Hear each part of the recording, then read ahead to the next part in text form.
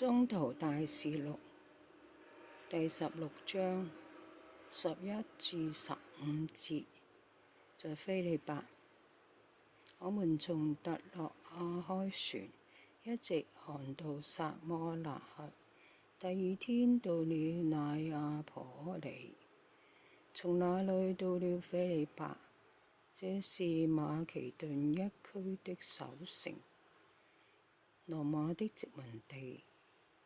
我們就在這城裏住了幾天。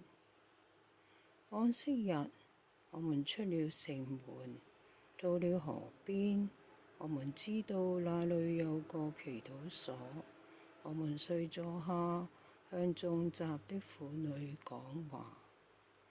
這個敬畏天主的女人叫里狄亞，是提阿提辣城賣紫紅布的。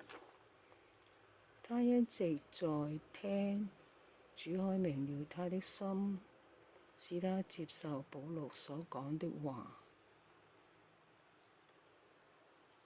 她同她一家領了洗，便請求說：你們若認為我是忠於主的人，就請到我家去住。遂強邀我們去了。